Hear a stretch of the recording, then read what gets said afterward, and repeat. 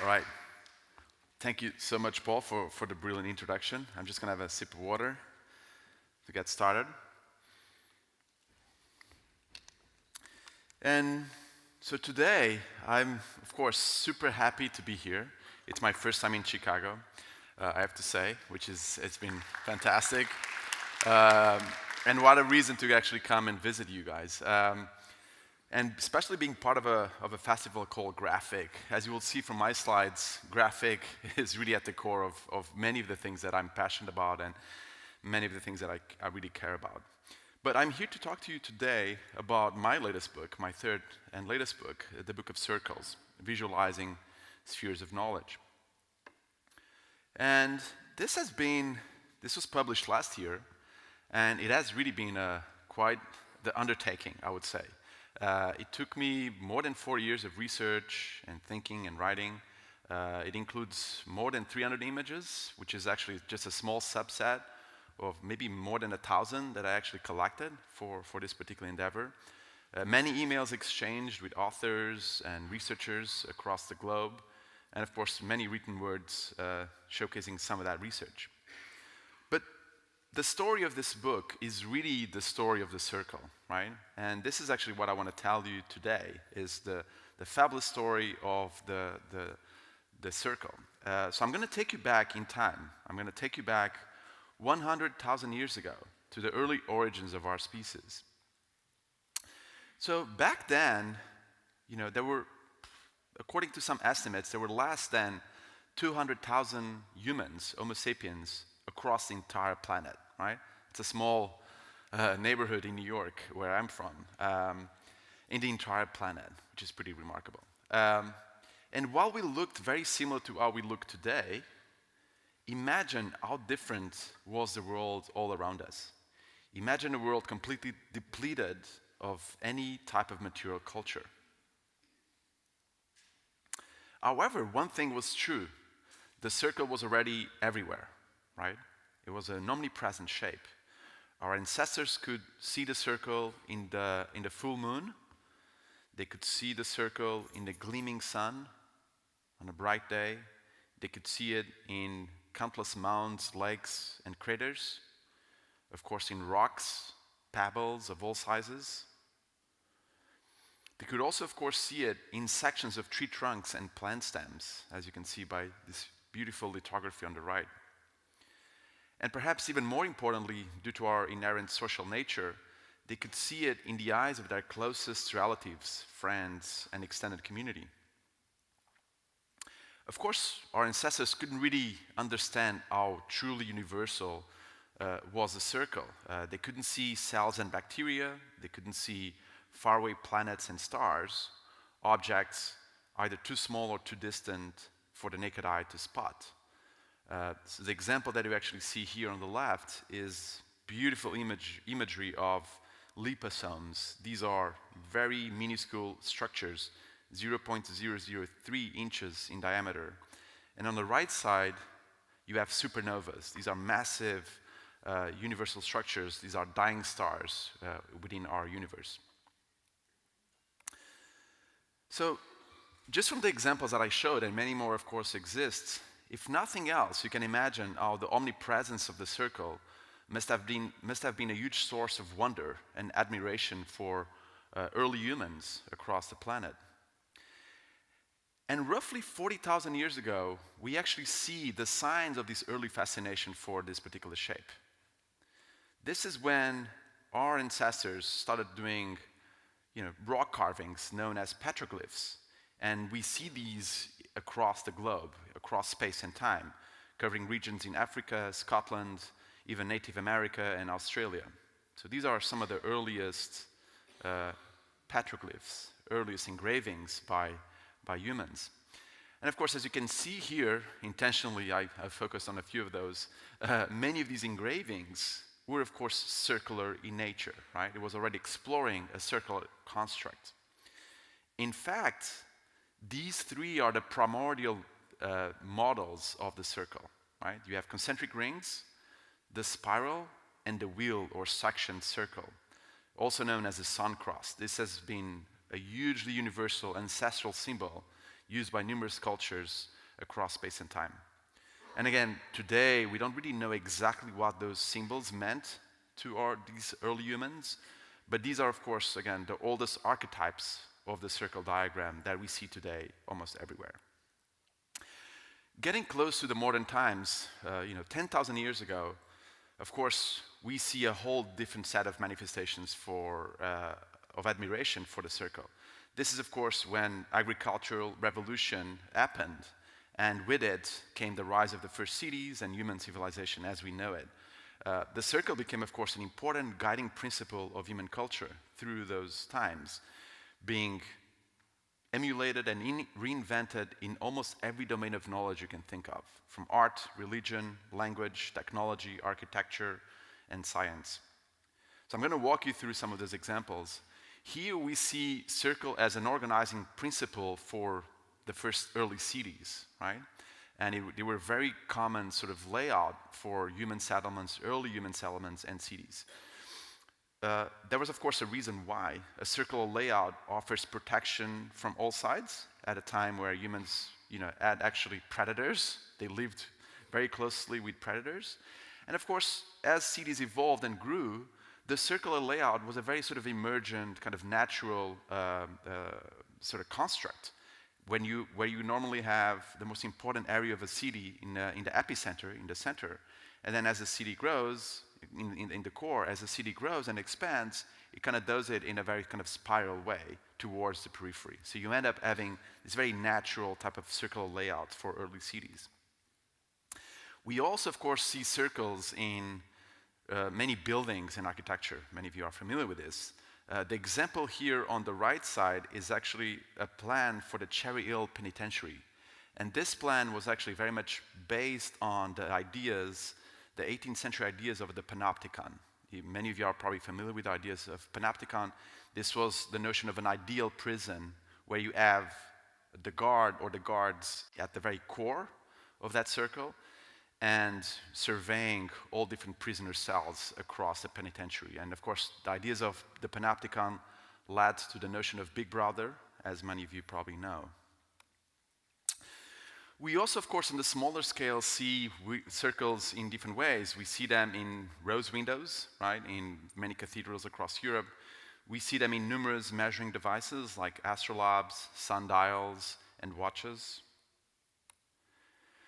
And of course, today, we can hardly go without a day without actually noticing a circle, right? We see circles pretty much everywhere, to a point where you don't even notice them anymore, right? So from plates to traffic signs, rings, coins, manholes on the floor, you name it. In fact, circles, and this is actually something that I've discovered during my research, they have also been a really important construct on the earliest known human alphabet. The images that you see here are from clay tokens, and these clay tokens have been used in ancient Sumer for roughly around 4000 BC. And these clay tokens meant different things, right? So they were used for transactions, so they could represent a cow, a sheep, etc. What's interesting is that, of course, these early tokens led to the first alphabet, and an American researcher, went and sort of surveyed all of these tokens across museums around the world. And from the 18 primary topologies of clay tokens, she identified 9 of them that exhibited some particular circular shape or motif, right? So here you can see circles, again, being a fundamental shape in the oldest known alphabet, which was the cuneiform. And of course, when it comes to graphical marks and symbols, we of course see circles everywhere as well. These are just a collection of logos that I showcased on the book that, again, logos of many corporations and institutions that you recognize immediately. And of course, many of them leverage the immense allure the circle has for us humans. Sometimes circles actually were combined. They were not just individually represented. They were combined or overlapped to represent different concepts and frameworks. The first one on the left, is a really famous example. It's called the Triskelion. a triple spiral, and this was very popular amongst early European cultures, particularly the Celts. It's a very famous Celt symbol. The image on the center is a trefoil, and from a medieval manuscript, and it was actually very common in medieval manuscripts. And this represents Trinity, right? The Christian notion of Trinity, or Trinitas in Latin. And in the center, the overlap of the three circles, you have unity, right? Or unitas in Latin. And then on the right side, you have the biological hazard symbol created by Dow Chemical Company in 1966. So again, three very different type of meanings, but still using a very similar type of graphical construct. And of course, you couldn't really talk about overlapping circles without mentioning the flower of life. The flower of life is one of the most fascinating subjects for anyone to study.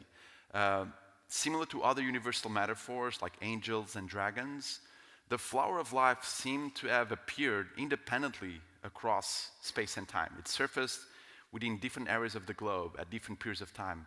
And no one really understands why or how it emerged on its own.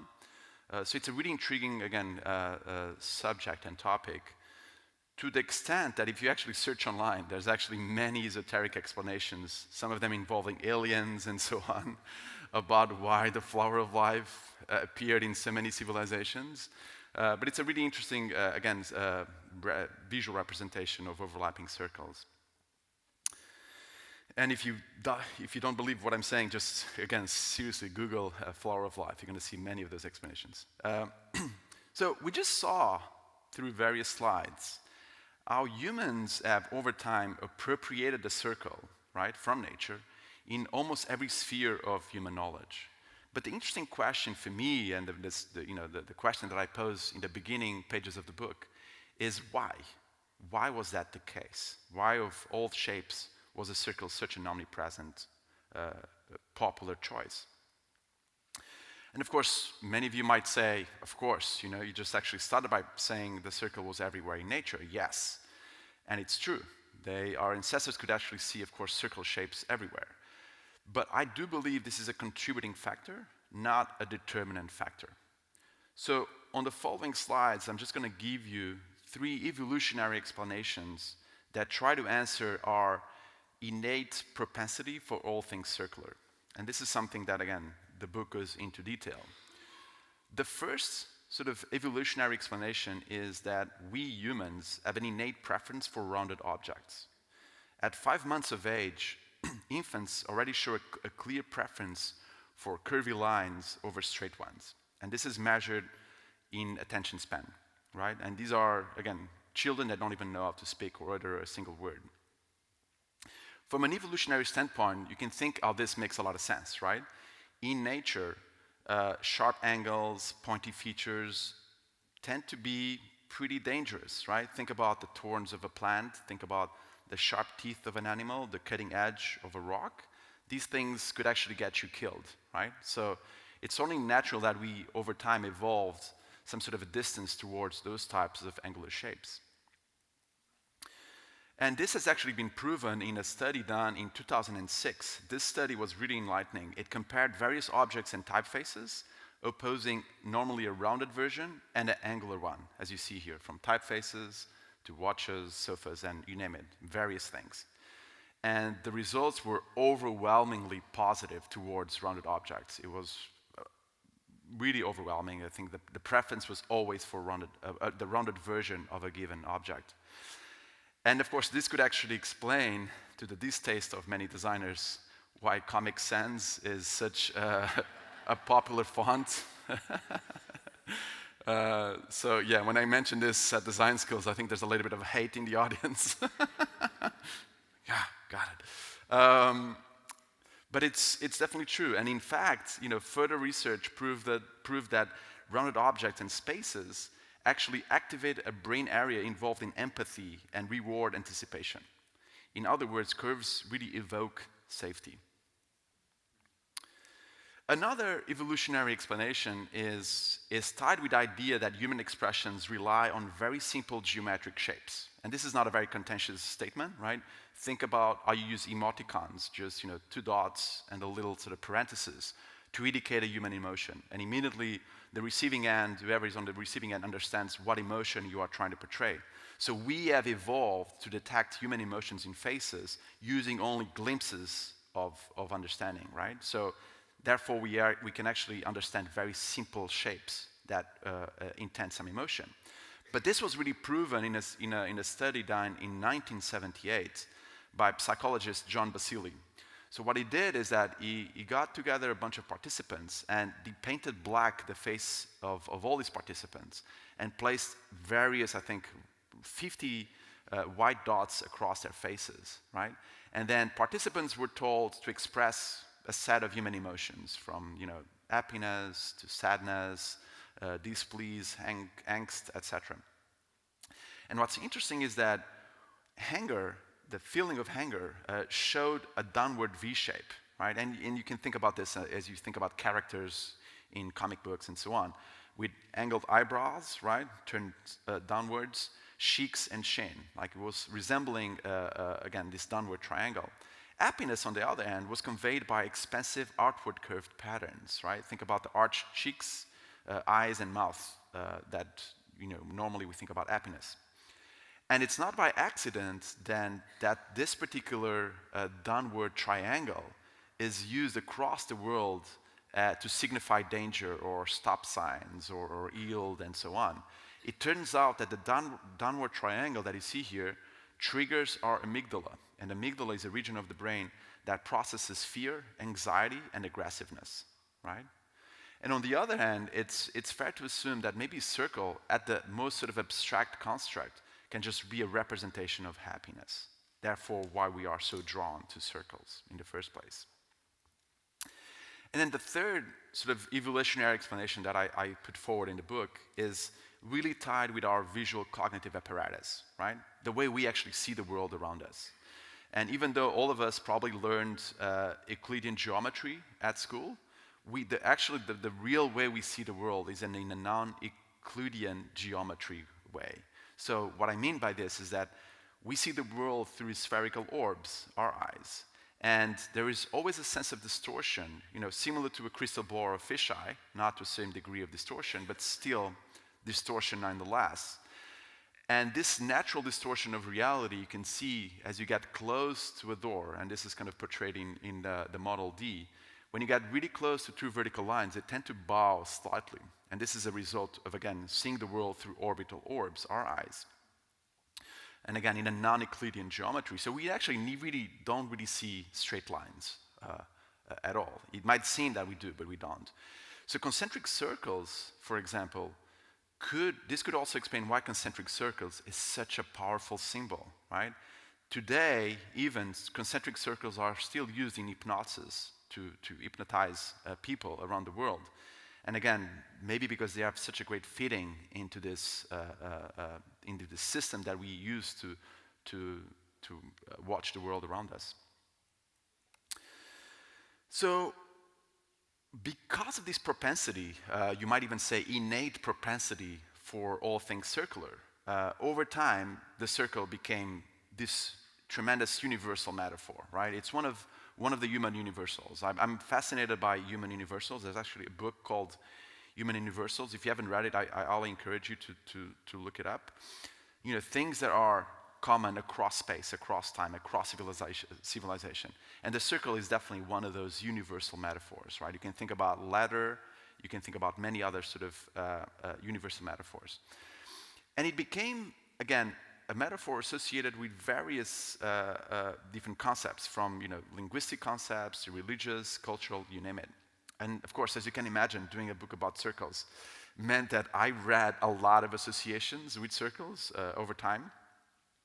But it kind of like drills down to four main associations when it comes to circles as a visual metaphor.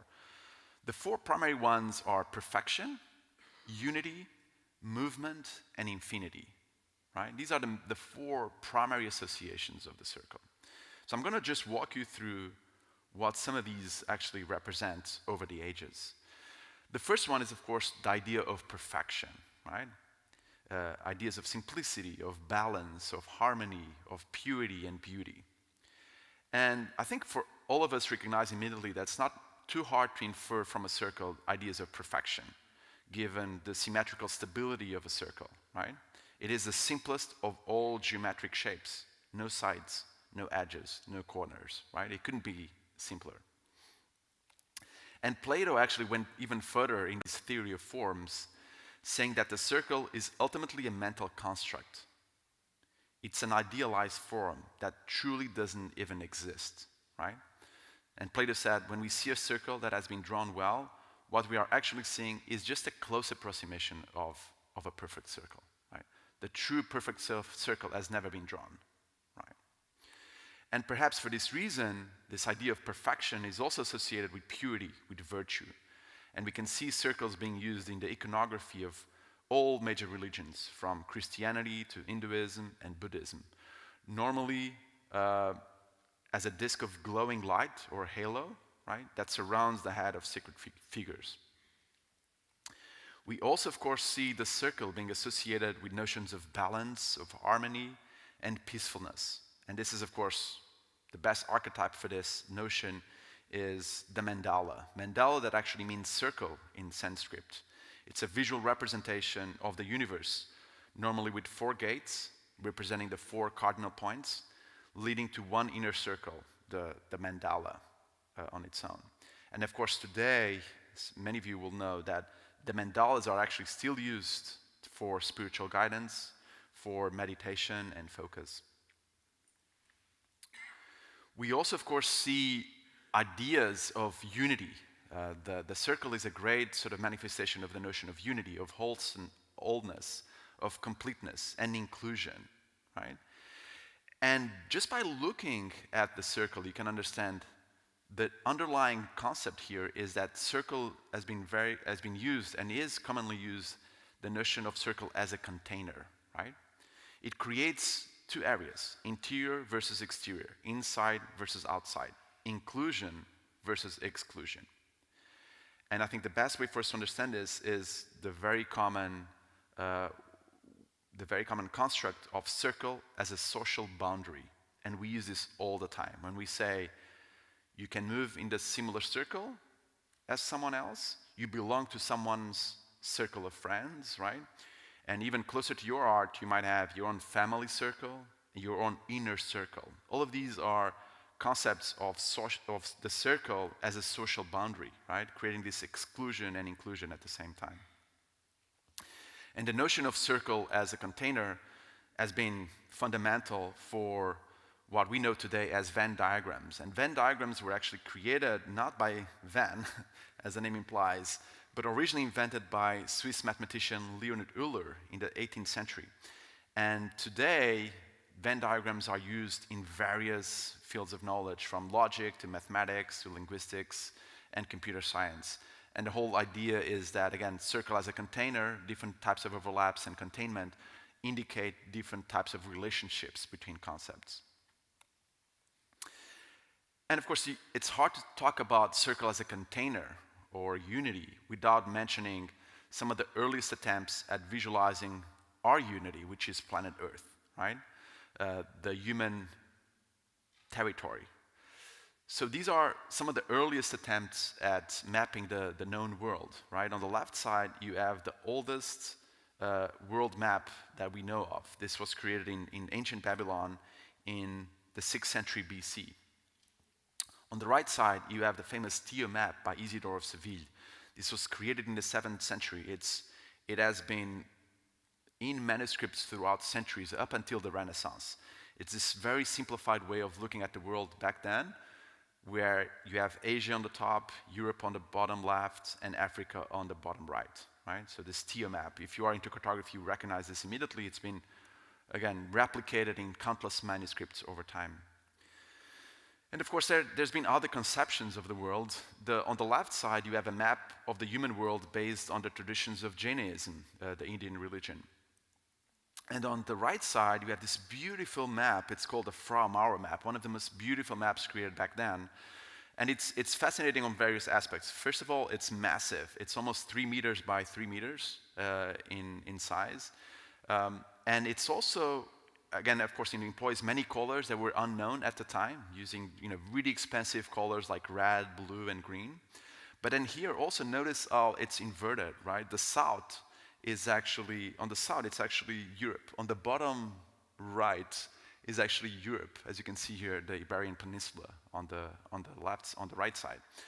The map is just kind of like turned upside down, which is, again, goes to say that it's just one of many possible ways we can look at our territory. And then, of course, the third sort of idea, association with the circle, has been with movement, right? Ideas of circle being a representation, a strong symbol of generative force, right? You can think about wheels, you can think about ideas of movement, of rotation, of transformation, and even cyclicality, right? The circle of life, as we all know. Again, here you have, on the left side, it's called, again, the circle of life, or the wheel of life, according to Tibetan Buddhism. If you are reading to this type of representation, the Rubin Art Museum in New York has countless examples like this one, beautiful, beautiful representations of this Buddhist wheel of life, which again depicts the cycle of birth, life, and death, right, as in this continuous loop. And of course, science has been leveraging a lot of this as well. On the right side, this is a small disc used in zoopraxiscope. It was an early motion picture device, and as with early motion picture, as it moves, right, as it spins, you can actually see the movement. In this case, this acrobat jumping on the horse's back. One of the most fascinating representations and uses of circle as a representation of movement has been in the Volval, right? I don't know how many of you have heard this name, the Volval. It's also known as the wheel chart or the paper machine. These emerged in the High Middle Ages and were popular throughout the Renaissance. These were, then there's countless manuscripts, and sometimes they actually were created on their own.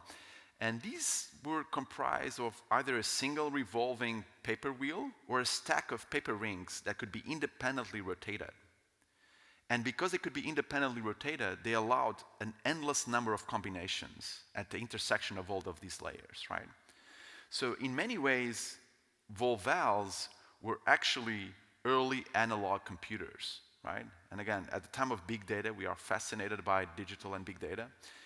The example that you actually see on the left side was a representation of a database of German language based on 5 predicate variables and letters inscribed in 5 independent disks.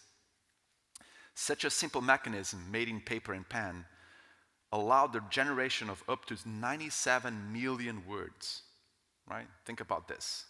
This is just, again, paper and pen. Just, again, early analog computers, again, in a time that we are very inclined for big data and are fascinated by it. This is a great example of big data in medieval times.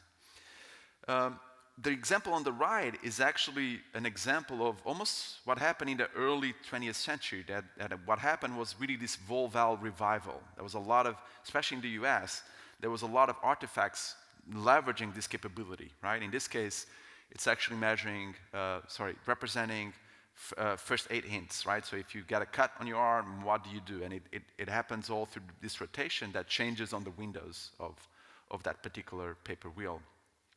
And if you are interested in this revival of the Volval, read the book by Jessica Alfand called Reinventing the Wheel. Fascinating book on its own.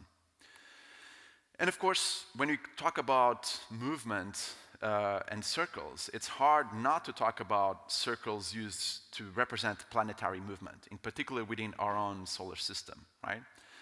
So what's interesting is that both the geocentric model and the heliocentric model with sun at the core, both of them used concentric circles as a powerful, simple visual metaphor to represent planetary movement. And here we're getting close to like the last association with the circle, which is ideas of infinity, right? And ideas of eternity, perpetuity, immensity, right? And there's no better way of understanding this idea of infinity than reading this quote by Blaise Pascal. Nature is an infinite sphere. whose center is everywhere and whose circumference is nowhere, right? This idea of nature as an expansive circle. Here are a few other notions and sort of representations of circle representing infinity. So on the left side, you have Ouroboros. This is the image of a serpent or a dragon eating his own tail. This was super popular in medieval times. Countless manuscripts actually showcase this. And it represents this perpetual, cyclical nature of life and the universe. Many actually say that this is a precursor of the mathematical symbol of infinity, because there's many medieval early variants of this that actually show the figure 8, sideways, which is, of course, as we know, the symbol of infinity. On the right side, you have an end-drawn enso, that means circle in Japanese.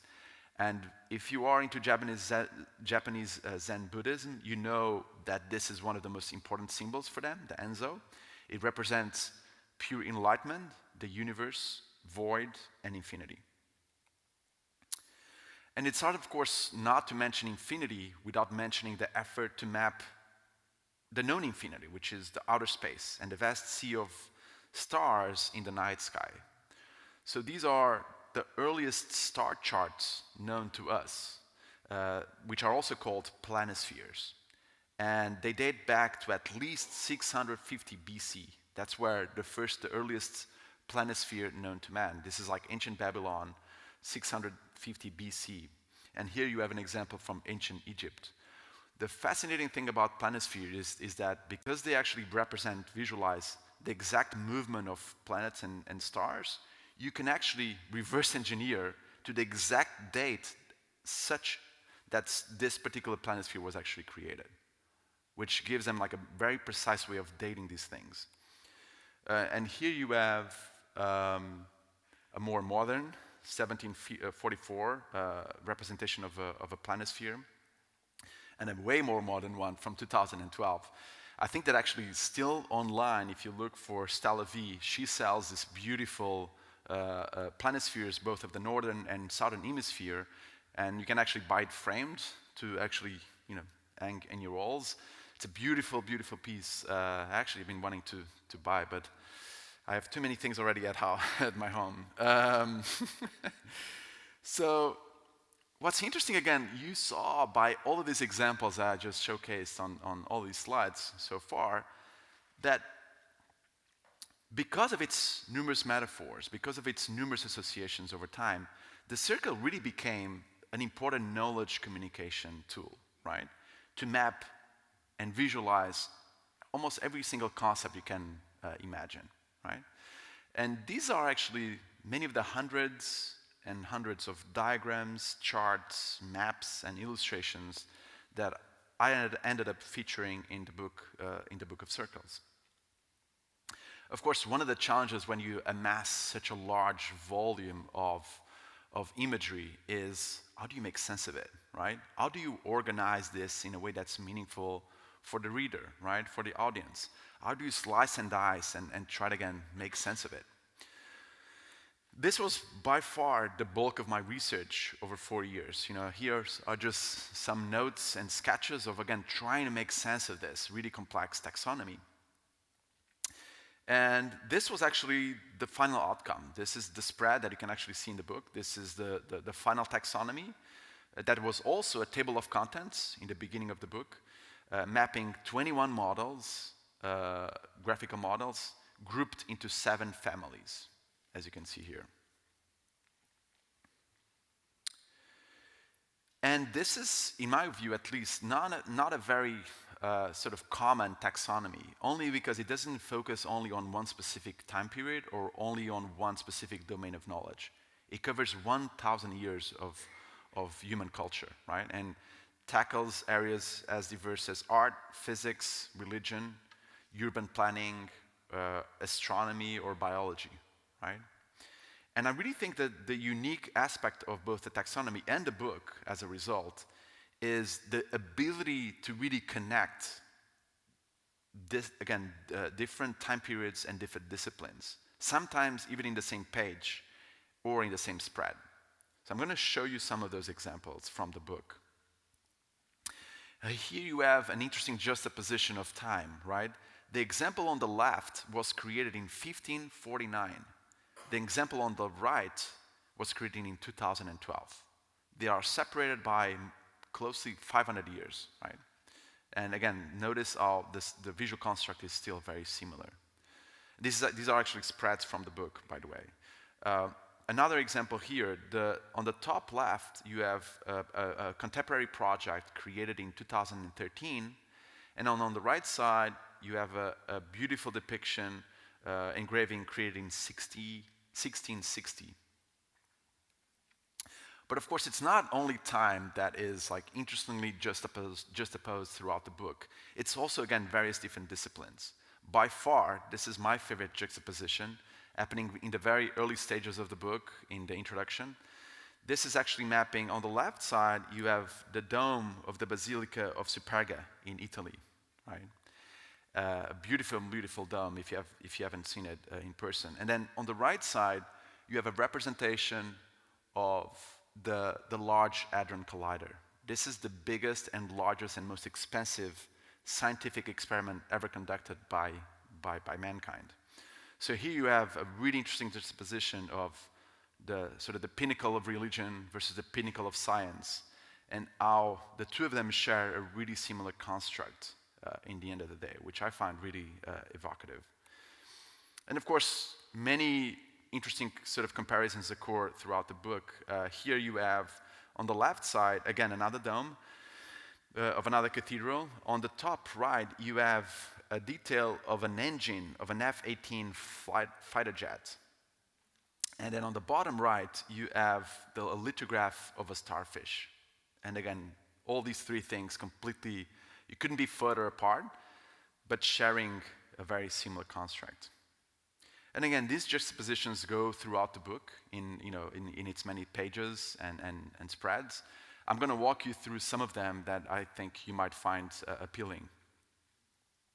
The example here on the left is, and again, as I go through, you can actually see the different sort of types as part of this taxonomy. So the example here on the left is a geocentric model with the Earth at the center of the universe, surrounded by the 4 elements, the 11 heavens, with Mercury, Venus, Mars, etc. On the right side, you have a diagram displaying the number of years left before various natural resources run out. So resources are actually color-coded for ecosystems in yellow, fossil fuels in blue, and minerals in red. Here you have, again, mapping various different time periods from 1613 and 2007. On the left side, you have an illustration of the 12 directional winds. This is actually a very common depiction back then, showcasing all the English names of the winds written outside of the circle. And inside the circle, you have translations in Greek and Latin. On the right side, you have the pie chart, a modern pie chart, displaying the statistics for an average day of the author, plotting various data, such as number of emails sent, miles run, or cups of coffee consumed. If you're not familiar with his work, it's by Nicholas Faltron. He's actually a friend of mine. It's fascinating. It did, I think, for over 10 years, it released an annual report that was a very important sort of, artifact for the visualization community. And what's interesting is that it takes a little bit of an obsessive-compulsive type of nature, I must say, because he tracked literally everything. Like how many pages of books he read, how many people he talked to. This is the kind of person that you go out for a beer and he's like, he pulls his notebook, beer with Manuel, checked. So it's kind of a little bit frightening, but it's cool at the same way. But then he does visualize them in these really, really enticing ways, which is really remarkable. Here you have a few more comparisons. On the left side, this is a chart depicting air pollution in the city of Shanghai. And it's a spiral, as you can see, right? So it goes, every single completed circle represents 1 year, from 2000 to 2013. So you can actually start seeing patterns across seasonalities, right? So blue indicates the lowest amount of air pollution, red and black indicate the highest, right? And then on the right side, it's a more sort of artistic representation of music. This is a plot in real time of the SoundCloud audio track, Something About You, by Aidan James. right? So this, again, it starts at the very core, but then you can see when within the song there's a bit of a change in the pace of that particular soundtrack. And here on the left side is another wind chart. This is also called the wind rose chart. It was very common back then. Again, like mapping all sort of known winds. This is one of the most complex ones. It's mapping 32 wind directions. They are shown and labeled with their directional names in Greek, Latin, French, and Dutch. And on the right side, you have the dome of the Cathedral of Sagrario. Again, I was slightly obsessed with domes, but they are amazingly beautiful. Here you have a really cool diagram, I have to say, on the left side. It's a diagram of the 65 popular cheese varieties, grouped by their texture, soft, semi-soft, semi-hard, hard, and producing animal, cow, sheep, goat, and even buffalo. Yes, some people do that. And on the right side, you have a visualization depicting the fall 2015 season in fashion through a breakdown of all colors from each garment shown during Fashion Week in London, Milan, Paris, and New York.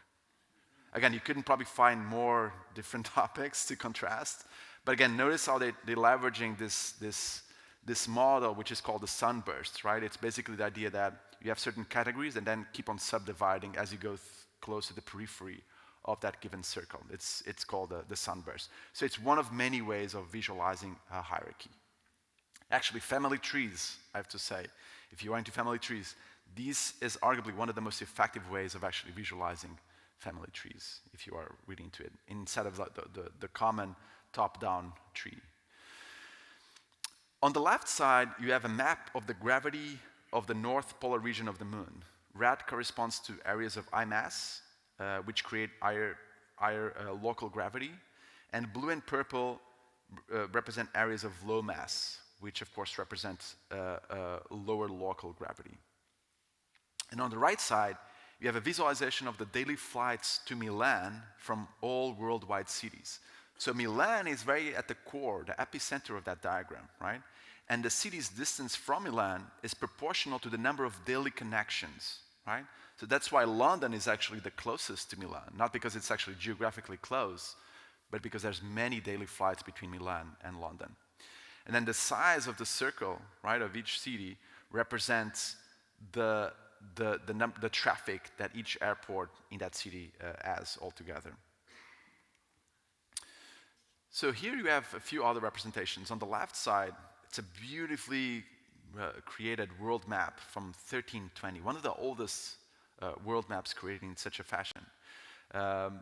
Its seas are actually shown in green, which is kind of novel, and land as white, as you see. So it's a beautiful depiction of the world. And then on the right side, you have the map of another world, which is Venus. It represents part of the northern hemisphere of Venus, and colors correspond to surface features, including volcanoes in light red and pink, mountains and ridges in purple, green and blue, and plains in yellow and light green. So again, two very different worlds visualized using a very similar type of color scheme. Here you have two more. On the left side, you have the blueprint of an architectural building, right? This is the first floor plan for a museum in Alès-Senheim in France. And on the right side, you have a generative artwork created to visualize the characteristics of a Mont Blanc watch, using data involving size, material, casing type, and end user. So as many generative art pieces, this is actually one snapshot in time. This art piece is always morphing and changing its structure. And then here you have another comparison. Here on the left side, you have the hand-drawn sketch of an insulin molecule by the Nobel Prize-winning British chemist Dorothy Hodgkin. And then on the right side, you have a generative sculpture. This is actually not a real thing, it's created by a computer. A generative sculpture created using Vector 3 and Java that explores notions of affinity and difference. And again, here, once again, it's not so much religion and science, but it is science and art juxtaposed in a very interesting way, as you can find in the book. So, as you can see, this was not an easy sort of body of investigation for me to conduct. And I have to say, my daughter was actually born halfway through it, my first one, and I guess the second was already born when the book was done. But just to say, it took me 4 years to put this together, and there was definitely a lot of dark periods, I would say, that I was maybe in the shower and thinking, what am I doing a book about circles, you know? Like, of course, my wife was like, you doing a book about circles? And it took me time. I mean, and sometimes I definitely wanted to give up. I think what scared me the most was just the scope of it, right? As you can see in the beginning, circles are truly such an omnipresent thing, and that I would be sure I would be missing out something. And of course, following the publication, as many of you know, of a book, the thing that you hate the most is someone emailing you, oh, did you include this particular project? It's like, oh my God, I knew this was coming. But it was hard, you know, like I have to say, you know, again, my firstborn, you know, throughout being born, you know, as I was planning on the book, and sometimes I wanted to give up. I wanted to say, you know, I'm not doing this, it's just too much. The scope is just incredible. And every time I thought about that, every time I had a little bit of a dark thought, I always went back to this quote, which I also include in the book. This was by Vincent of Beauvoir. He created the largest and most popular encyclopedia in the West before 1600. It comprised 4.5 million words in 80 books and 9,000 chapters. And this was the quote: I was not able to find or read everything that has been written, and I do not claim that I expressed everything that I was able to read, but of good things I gathered, I think, the better ones, and certainly of the better things, a few of them. And this is kind of like how I felt. So now it was a way of like reassuring myself after reading this quote that maybe it's okay, maybe it's just one of many steps. You know, I'm not gonna do 80 books on circles, even though I'm sure someone else could. There's plenty of material there, but I'm happy with the final outcome. And then in the end, I also wanted to include this quote by James Baldwin. I think it's a really good quote in many ways. I think history today really gets a lot of bad reputation, and I think it's really sad that that happens. And of course, I work for Google, as you might know, and I'm very familiar with the Silicon Valley mentality at times. That, you know, the future is all that matters. And many friends actually ask me, why are you doing, you know, you work for Google, like, why are you looking into like medieval manuscripts of all things? And I always go back to this quote again, because again, I think now, history is not the past, right? I love this quote, it's remarkable. It's the present. We carry our history with us. We are our history, right? And many times when you think about the advancement of human civilization is always based on some recombination of previous attempts. It's never this eureka moment that sometimes we think it's enticing to tell our kids. It's really like these endless steps towards something. So history is fundamental as a subject of study. So this is actually the final outcome of the book, which is again available outside if you are very keen on purchasing. I'm going to do a book session after this, and of course available at fine bookstores everywhere. This is the front cover and back cover of the book. This is actually the frontispiece that has this beautiful imagery to begin with on various types of circular visualizations. This is the title page. This is, again, the table of contents that I showed you before. That includes this taxonomy of all 21 models organized in 7 different families. And I was very fortunate, actually, like on just the first month the book was out, to get a lot of really positive reviews from many publications like Nature and Wired and BBC and so on. I have to say, I think it's one of the most interesting aspects of the kind of work that I'm interested in, is that I think rarely you would find a set of reviews that go from Nature and an art publication and a technology publication, right? I think it's really interesting that it's, again, very sort of multifaceted. It's very pluralistic in that sense, which is something that was definitely part of the goal that I wanted to do and achieve with this particular book. This is my last slide. It talks a little bit about my other books, and the reason that I show this slide is that if you are interested in this particular work, you might also be in the others. And in many ways, if you are a new reader of my work, I'll encourage you to actually read them in reverse order. And why do I mean by that? So in many ways, if you start with a book of circles and then gravitate to trees and then finally networks, which is the very first one. This is because I'm slightly obsessed, maybe obsessive compulsive, with the origins of things, really, like the early origins of any concept. When I did my first book, Visual Complexity, it was really about showcasing the variety of attempts at visualizing networks of any kind that you can think of. But then I was really intrigued by, again, the origin of it, right? Like, who were the first people that actually visualized a network? And it took me to many researchers. But then I wanted to go further back. And then it took me to trees. And actually the first chapter on that book is called The Tree of Life.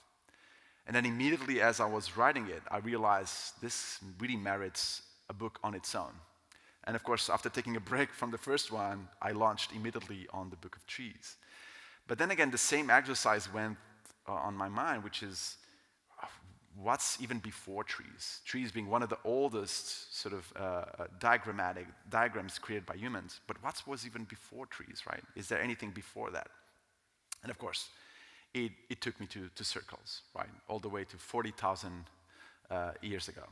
So again, if you are a new reader to my book, if you are interested in my work, just read them in a fairly sort of reverse order, I would say.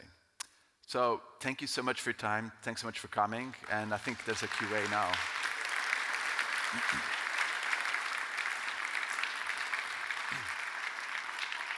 So before we close, we do have time for just a couple questions. Here's one in front here.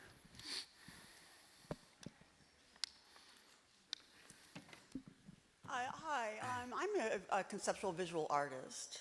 That's the context. I have a couple comments and a quick question. Please. 5 months, I get it.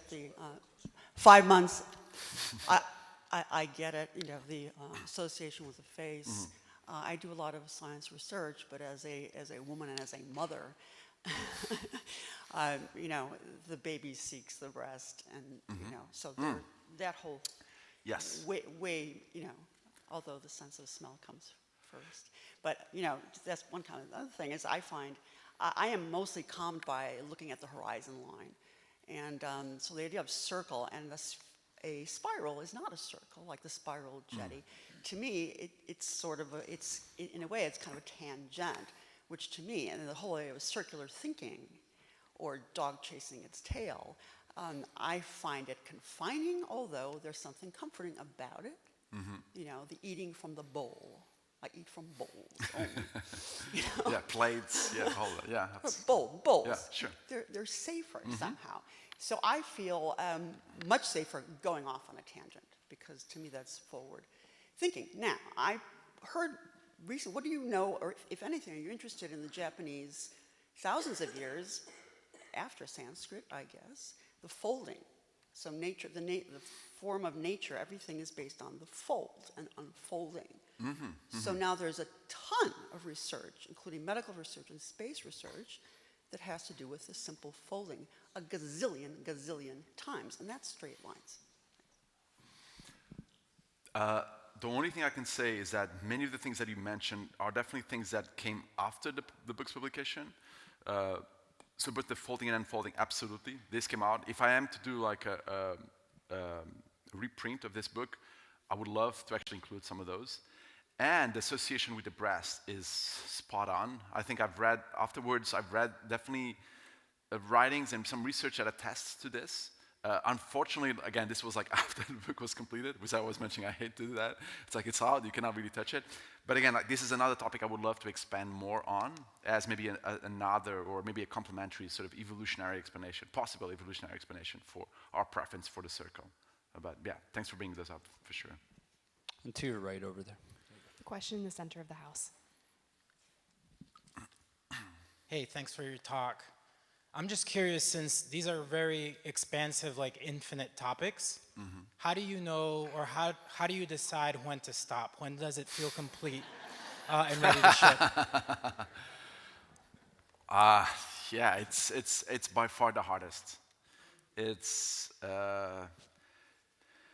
yeah. I mean, I hate it. I mean, as much as I love print, I think that's one of the hardest challenges with it is that once you're done with it, it just cannot really tweak it, right? It's not like doing a digital as I am. I work full time for Google, so I know if there's something that's not quite working on a digital product, you can go and tweak it, right? And you can do that like endlessly, right? It's almost like it reminds me of many artists' sort of approach was like the work is never complete. Actually, many artists hate putting things on a canvas on a wall because it's that publishing. It's published, so you cannot touch it anymore. You know, and many Pollock was very keen on this like ever evolving, always going back to like pick up an old painting and like do something about it, and sometimes lasting months. So it was one of the toughest things for me. I think it went back to. I think in a way it was time, right? Some sort of like a pressure that I don't want to take 10 years writing this book, you know? And at some point you just feel like yes, there could be more, you know, like maybe there's some blind spots. And since then, of course, you know that, you know, some of the associations that the previous questioner was posing, there's definitely a few blind spots, but at some point you just have to put kind of like a line in the ground and say, you know, this is it, you know, I've done my best up to now to include, again, the best of everything I've read and everything I've researched. And you have to like be real with yourself, if that helps. Please. 1 second, I'll have a microphone. Oh, there's a microphone. We have just enough time for this one question. Thank you. Two principles, physics and mathematics, and the idea of gravity, and that's how circles form, and the idea of the mathematical formulas, the Fibonacci technique, the formula that the seeds, the circular pattern of seeds in a sunflower and petals. Yep. So there's a formula to the universe, a mathematical formula, and physical, the idea of gravity. Then I was going to bring up, you mentioned the point about the future, you know, being important in the present also, but then they have the new black theory of time where it's all the same. Just wanted to say that. I need to dig into, I mean, yeah, you made me think about many things. So the whole like patterning nature, philo-axis and many of those similar patterns, I mentioned that. I don't include any, sorry. Yes. So I include that. I mean, it's in writing. Unfortunately, I don't actually have imagery of it. Sometimes these concepts are fascinating, especially the scientific ones, but there's not really good imagery. And the ones that exist, you cannot really reprint. So I know exactly what you're talking about. So I mentioned some of these things in the book, but I don't actually have imagery, and it's certainly not here today to showcase for it. And then the other theory was like the black what that you mentioned? Okay. Oh, I need to investigate that. I don't. Yeah, I need to. Yeah, I would love to actually like know more about that. I'm very interested in knowing. When you mentioned the black theory, I would. Yeah. Okay. Yeah. No. Okay. I will look into that. But then I understood. I know I understood black, but it made me think about the other idea that I was actually just talking about, which is the digital dark ages, which is something that I encountered doing actually all of my books, which is a notion that at some point in the future we're going to look back at the present time, your idea of time, and not being able to interpret or read many of the artifacts we are creating today. And that's a really scary prospect. And then I'm actually encountering this by trying to retrieve many contemporary, recent imagery. And I'm unable to do so because the code is outdated, the plugin doesn't exist anymore, various reasons. And then the authors don't want to go back and recreate the code. That's going to take them months to just... And some of these things have been done 10 years ago or 8 years ago. So I think that's something that I don't necessarily lose sleep over it, but it does worry me to a certain degree that we're going to run into this problem, especially in the future. But I will look into many of the things that you mentioned. Thank you so much.